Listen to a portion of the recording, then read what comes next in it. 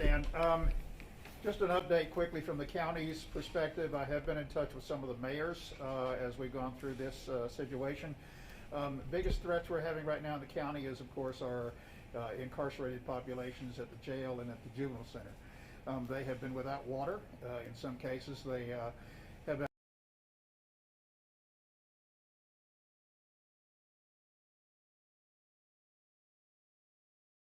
over at the dispatch office.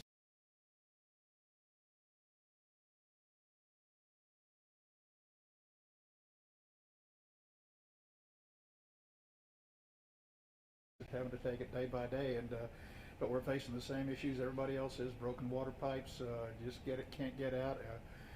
Biggest complaint I've heard from people is they just can't get water anywhere, and so if you just have to keep looking for it the best you can and try to find it. We've been digging snow out of the yard and melting it down and using that for dishwashing and things such as that, but we're not drinking it, obviously. But you have to get creative when this kind of stuff goes on, and just we're taking it day by day, and we are continuing to do so, and we'll see where we are when we get through this. Only other thing I would add is, this is not new territory for us as a county.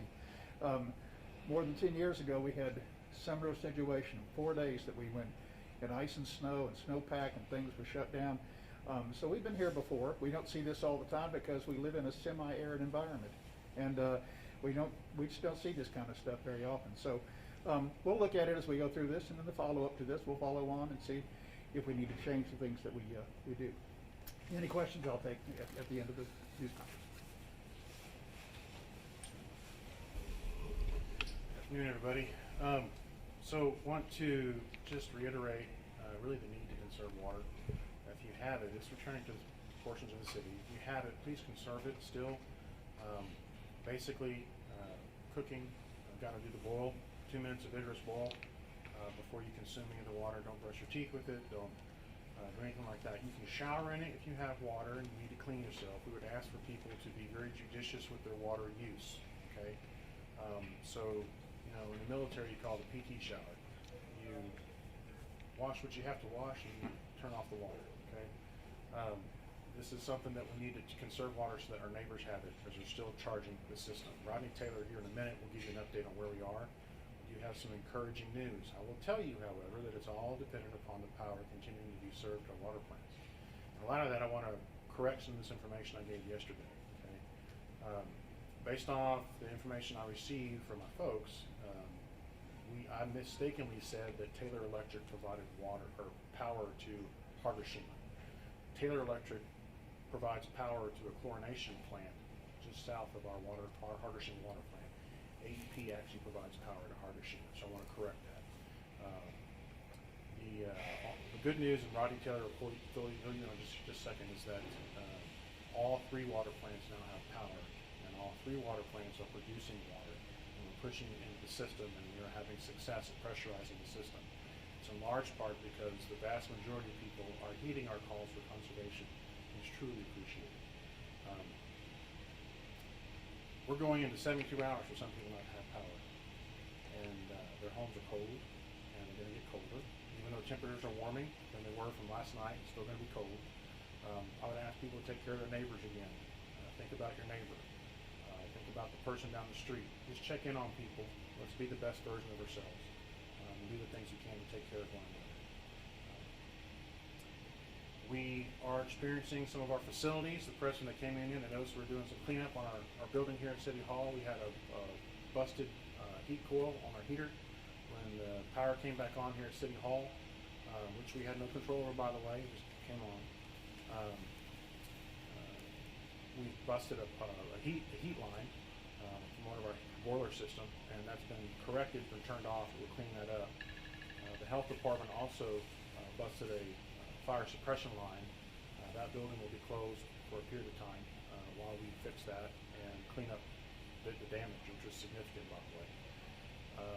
I think the Civic Center had a busted water line. We're in the process of cleaning that up. Sears Recreation Center had a busted water line. That's been shut off. I think that's it at the moment. To maintain the public status of public buildings, we're stationing employees in every public building on a kind of a water watch rather than a fire watch, to make sure that if there's a leak that develops as things warm up, that we have someone ready to stand by to help correct that, and we turn off water to the buildings that are unoccupied to help prevent anything else like this. So trying to be as responsible as we can be. But what I'm saying is, make sure you watch your plumbing. And, as we come out of this Arctic condition, your lines may be frozen, and copper doesn't do a really good job of expanding. So just make sure that you watch your water lines in your home and watch out for busted pipes. Okay. I'm going to invite Rodney Taylor up here to kind of give an update on the water system. Rodney.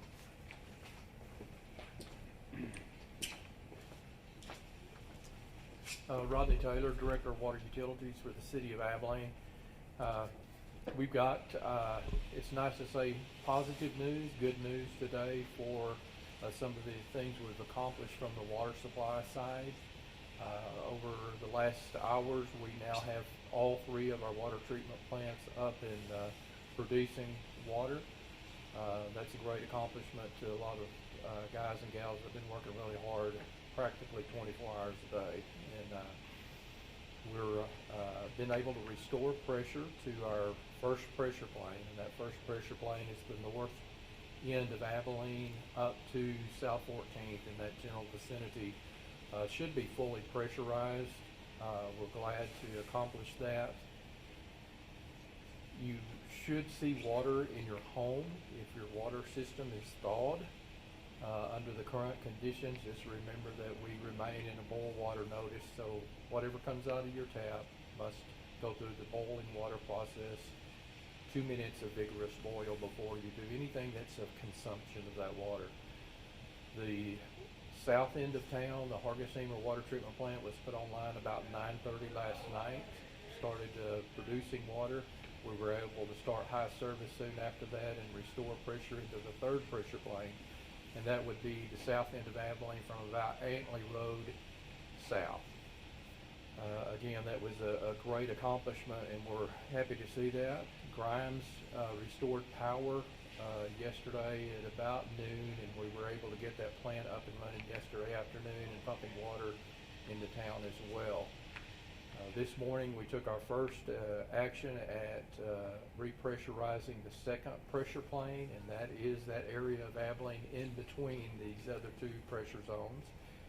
We will continue to work on that. I do expect, if we don't run into any further complications, that we will have the 2nd pressure plane fully pressurized. And when we say pressurized, that we've got adequate water in our elevated storage tanks around town. That's what we're saying, and that provides back pressure to provide water to your taps at your homes and businesses.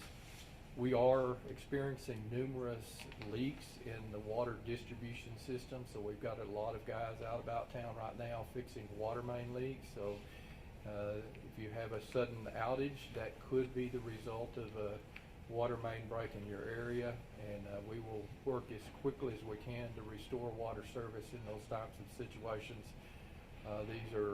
This type of extended long cold period is very hard on the water distribution system, especially as we're really trying to repressurize it. There's a lot of things that happen in our piping that we have to deal with.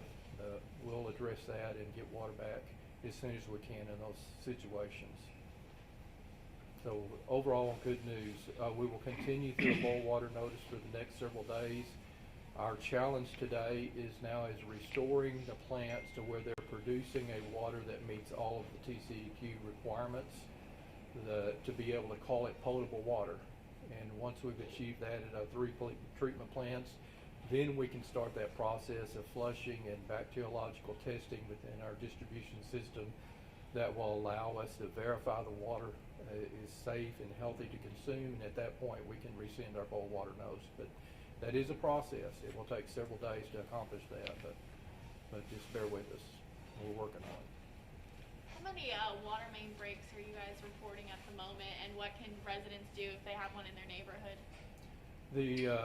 Right now we've got 6 active breaks and a list of about 30 to 40 emergency offs for customers that have leaks that they're responding to. So we've got a lot of people out working right now, and just keep in mind that those breaks will continue to occur. So as we get one fixed, there's typically another to replace it in these types of situations. So it's very challenging for our crew, but they're up to the task.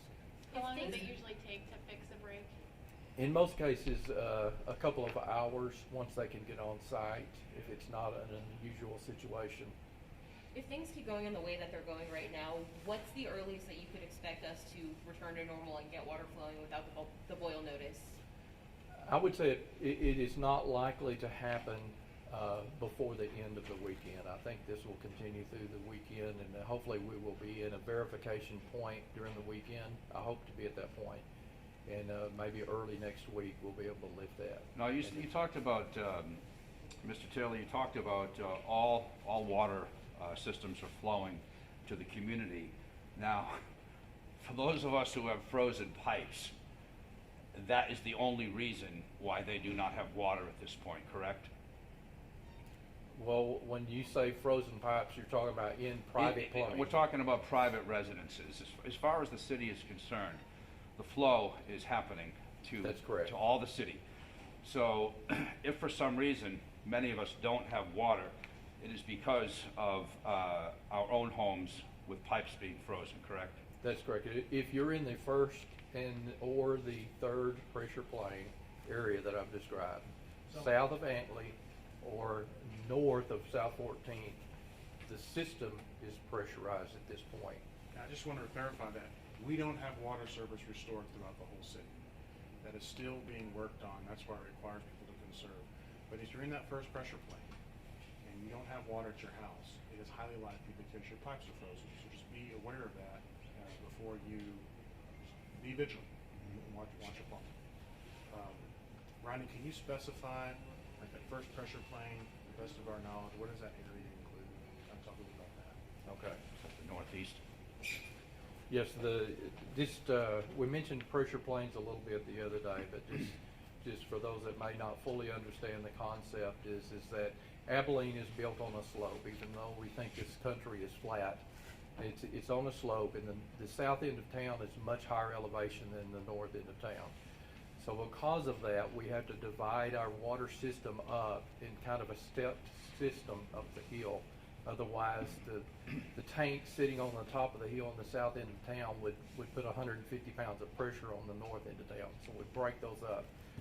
So the north pressure plane will be anything on the north side of South 14th Street. So if you think of Abilene and South 14th as a major street, anything north of that typically is going to be in the first pressure plane. And there's a few zigs and zags in that, but generally that's a safe statement. The third pressure plane would start at Antley Boulevard in South Abilene, and anything south of Antley would be in the third pressure plane. Anything sandwiched between those would be in the second pressure plane typically. But y'all are still asking people to conserve water. Yes, absolutely.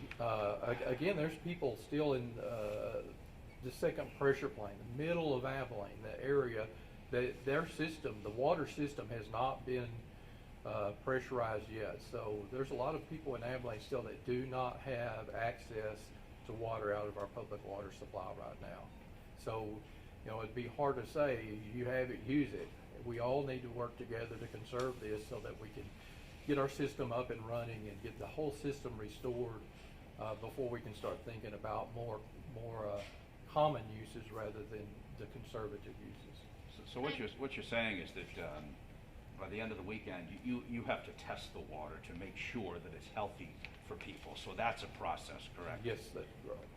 And I know the boil water notice might be until the end of the weekend, but can all of Abilene expect to have running water at least by the end of the day? I know it's kind of hard to predict. Yes, that is our goal for the day, is to have all of our systems, all three pressure planes, main pressure planes, all of our customers have water to their meter. That is our goal for today. I have a question for the mayor, if you don't mind. Sure. Certainly. So, A lot of communities around Texas are experiencing what we experienced at the beginning of the week, where they're under the boil notice now. One of those cities is Denton, and they declared an emergency disaster declaration for the water. Is that something Abilene is going to do, or why didn't it happen? That's something we did not talk about. The main focus has been just restoring water. And so I know staff has worked, almost 24 hours a day to that end. And so I feel very, very good. And I just can't thank them enough for the Herculean effort that has transpired in the recent hours to say that highly likely that by the end of the day, every part of our community will indeed have an opportunity to have water. But I guess my follow-up question is, doesn't having an emergency disaster declaration open up more funds, which I know, correct me if I'm wrong, but... We could, and of course, we may address that Thursday, but I'll let... It's a technical question, so I just want to say that because the President of the United States declared a national disaster and the governor of the state of Texas has declared a statewide disaster, we're not required to file a local disaster. Why that, but the local disaster we have for COVID may actually be covering this. So Plot Denton's doing that, but it's not required for us to get reimbursement through FEMA, and we are keeping costs of our track of our expenditures in an effort, if there is funding for this, to come back and receive some reimbursement from FEMA if it is indeed money available for that purpose. So we qualify for that, for the public securities and stuff. And additionally, and even both the county and the city, through our whole COVID-19 conversation the last 10 months, have been having a detailed accounting of all expenditures that have been expended. And that's why every 2 weeks, both the county and the city has come before the community with extension of declaration with the hopes of recovering some of those funds. I have a question. I don't know who could answer it, Mr. Hanna, Mr. Taylor, maybe you, Mr. Mayor. People remain without power in the city. Since Monday, on Monday, those 3 water plants shut down because of no power. How did this happen so quickly when residents are still without power, but our water plants regain power? Was this behind the scenes urging ERCOT or AEP to open up some kind of power grid? So we don't have any control of the local grid, and obviously power grid is prioritized based off of needs, hospitals, those sorts of things, critical care, nursing centers, those sorts of things.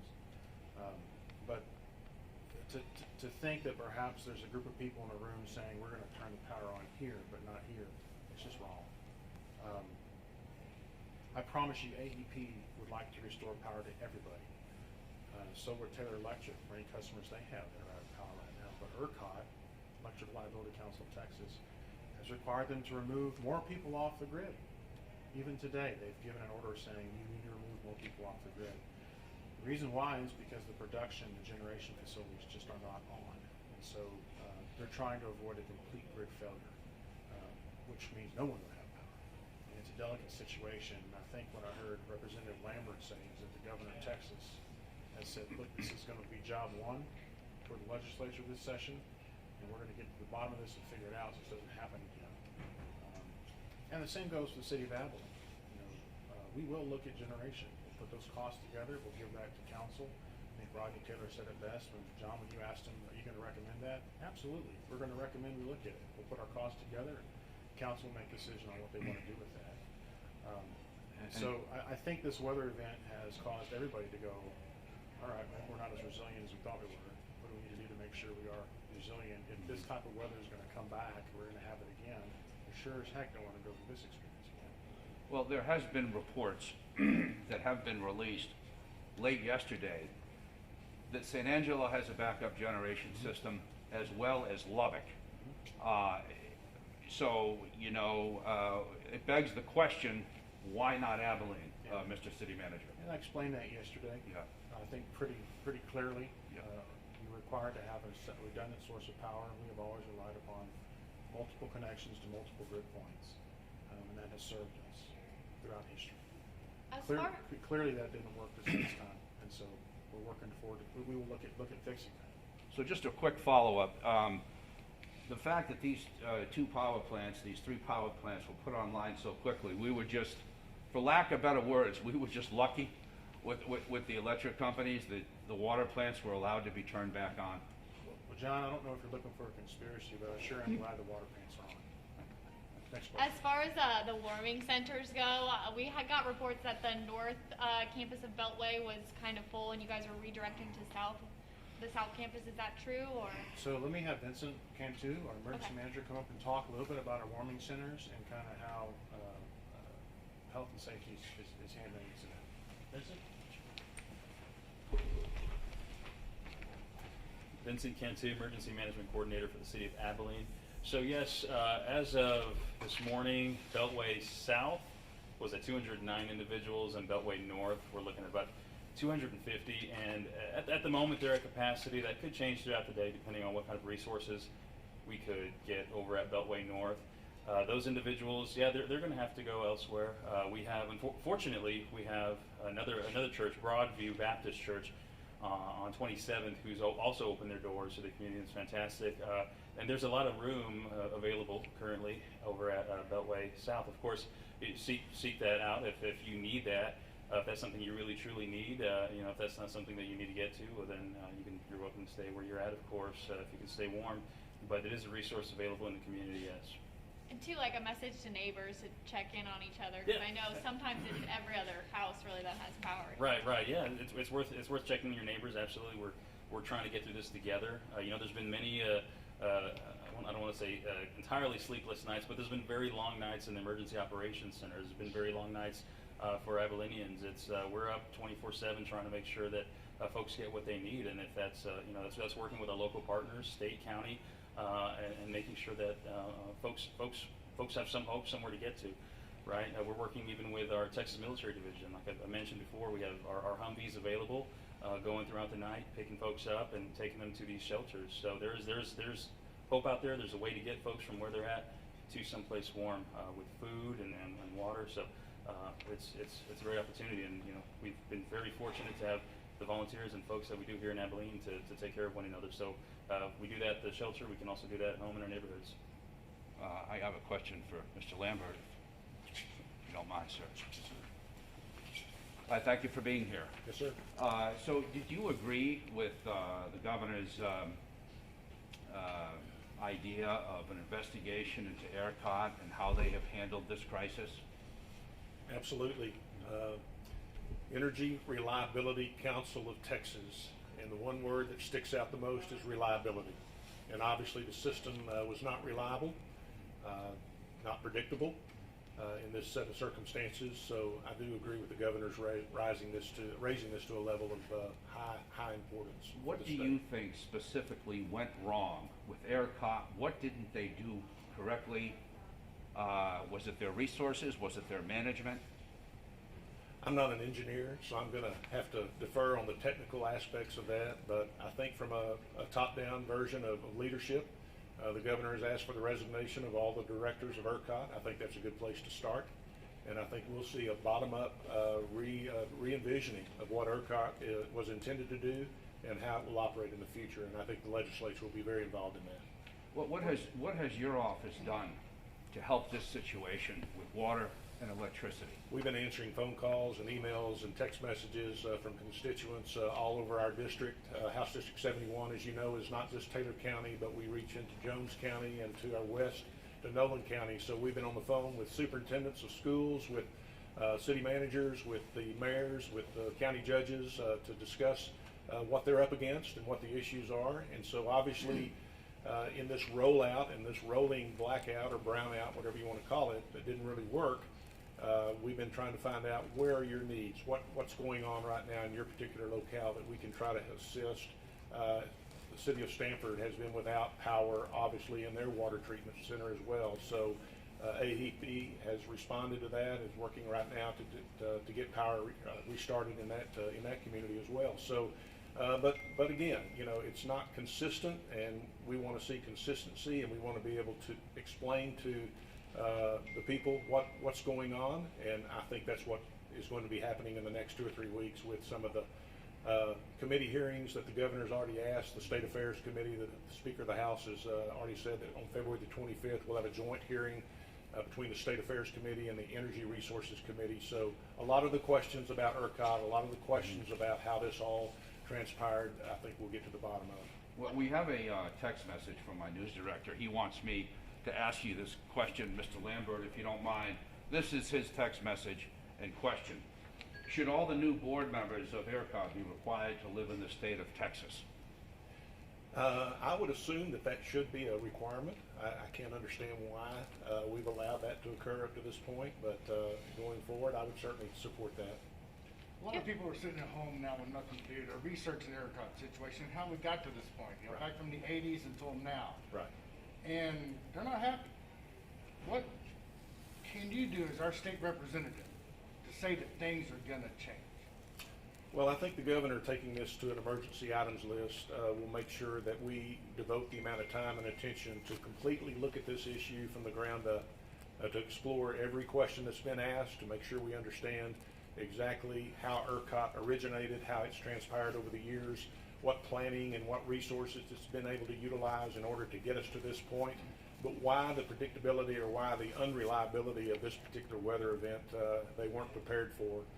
Some have said, and I'm not an engineer, but some have said that our system, our grid system, has been designed and built primarily for the 110 degree days in August, that we never anticipated that we would be at 0 degrees in Texas for long periods of time. So that's obviously an assumption that was made years ago that has proven wrong, and we'll need to revisit that issue and discover what issues we need to address going forward. So And I this know- situation was not created by Robert Hanna, Anthony Absolutely Williams, not. Rodney Taylor. No. They have nothing to do with it. Absolutely not. This is a source of power generation issue. If there's an analogy that is current with what's going on, we don't have enough vaccines around the country. It's a problem with the manufacturers. We don't have enough power in the state of Texas. And for the 10th largest economy to be able to say that is inexcusable. Yesterday, So- we had asked the city about, you know, asking the state for help getting a water distribution site, and they said that the state just didn't have the resources to help us. What are you doing to help that issue? We're constantly talking to TDM and the folks down there about what resources are available. Obviously, this is a statewide event, so those resources are being scattered and sent throughout the state. And so we're just trying to make sure that we're not left out in that process. It may be a little delayed in getting some of those resources to this part of the state, but we're still working with TDM to make sure that we have those resources. I know Buffalo Gap has been out of water since Monday. What can you say to like smaller communities that just don't have the same amount of resources like communities like Abilene do? I just say hang in there, keep taking care of your neighbors like these gentlemen and ladies have talked about. It's important that as Texans and as Abilenians and as big country folks, we take care of our neighbors, and that's important. My heart weeps for the folks out in Buffalo Gap. I know they've been out of power for a long time now. It's not just about the individuals, it's about livestock, it's about other things that are going on with pipes bursting and so forth, but I would just tell them, hang on, do what you can, make sure that you make available all of the warming centers and things that we are making available. Just take care of yourselves and take care of your neighbors. We'll get to you eventually. I have a question, but I don't know who could best answer this. So, so if I understood correctly, so water, some people do have water right now, and you know, they have to boil it. We're under that boil notice. But for people who don't have power, they can't do that, right? So what's being done to help them? Yeah. It's a good question, and you know, this is why it's important to come together as a community and rely upon your neighbor if you can. So, you may not have a source of heat; your neighbor might. Y'all need to come together as a community and take care of one another. We have not faced anything like this in anybody's memory that I'm aware of. And if someone emails me and says, "Hey, back in 1975, we had something similar," my apologies, right? But 5 years I've been here, 6 years I've been here, this is the worst I've ever seen our situation. The good news is things are improving, but we need to come together as a community and take care of one another. I want to thank Representative Lambert. He's been in constant communication with us on these issues, and he is working the channels as best he can. But I think you heard him very clearly say this is a statewide issue, so everybody's asking for the same resources. And I think there's going to be a lot of tough questions asked of a lot of people, and a lot of reevaluation of resiliency based off of this event. The grid failure should not have happened. I mean, this, as he said, there's no excuse for it. Shouldn't have happened. We have whole systems in place to prevent this, and clearly all failed. So we're dealing with it as best we can. I appreciate everybody's patience. I want to say one thing about solid waste. I think the mayor would like to wrap things up. We can't drive our solid waste trucks safely on the streets right now. The other aspect of it is landfills closed. So even if we collect it, we can't take it anywhere. So in order to conserve fuel and resources, we are suspending solid waste service today through the end of the week. And we will evaluate service on Saturday. It just depends on how well the sun comes out and starts melting stuff late Thursday and Friday. So my hope is that we'll have solid waste service on Saturday. It'll be a revised collection schedule more than likely, and we'll send all that information out. So keep your ears on, because I know that people are collecting trash right now at home. They want to get rid of it. I appreciate your patience on that too. And one final question, sorry, about like zoo animals at shelters. Yeah. What are y'all doing to kind of? Yeah, so right now the zoo animals are okay. They're taking care of them.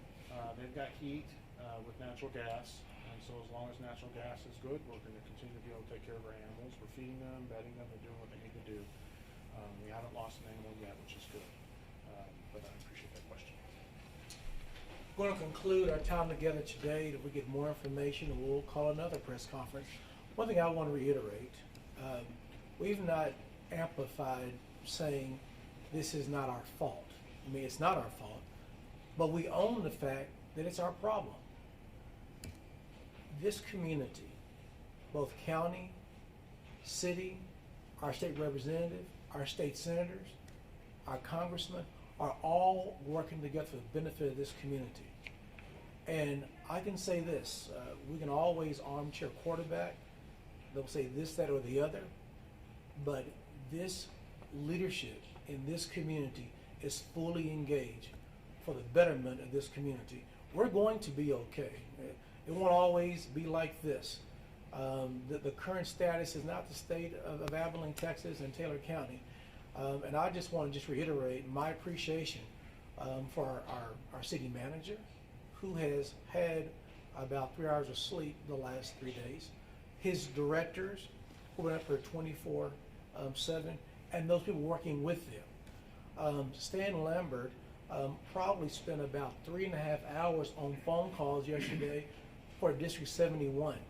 The county judge engaging other mayors in the county, as well as our congressmen, trying to find ways where we can identify solutions to this problem. And so I want to be sure that was communicated and said and articulated for this community. Godspeed to you.